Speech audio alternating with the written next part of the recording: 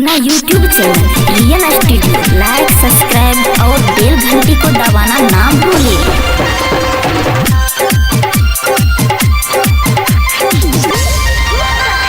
चढ़ते सावन में गांजा भांग पिएला, चढ़ते सावन में गांजा भांग पिएला,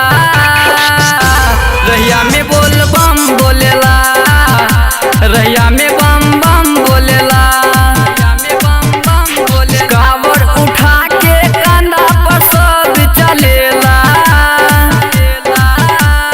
कांवर उठा के कंधा पर सब चलेला, रैया में बम बम बोलेला, रैया में बोल बम बोलेला,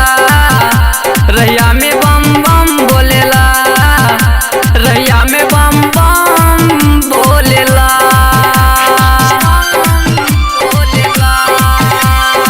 recording by real music studio Madhepura. Contact number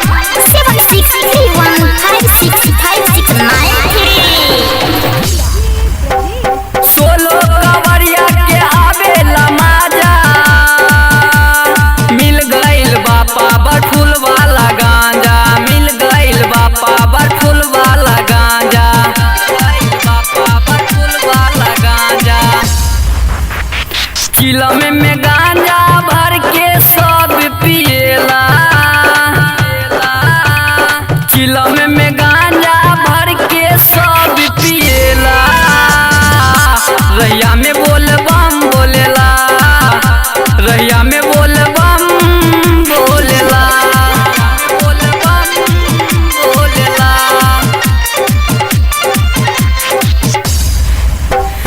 चिलम के भीतर अटक जाला गांजा,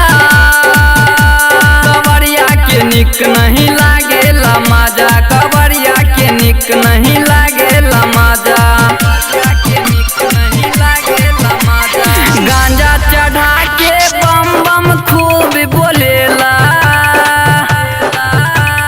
गांजा चढ़ा के बम बम खूब बोलेला,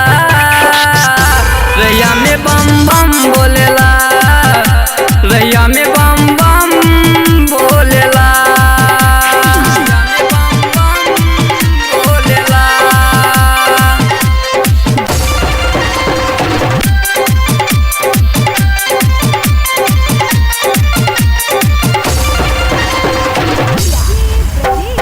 राइटर विपिन बिहारी न माने, कांवर के उहो जे बढ़िया सजावे, कांवर के उहो जे बढ़िया सजावे, उहो जे बढ़िया सजावे, संजय सागर बढ़िया इज्जत करेला, रंजय रंगीला बम के इज्जत करेला, रैया में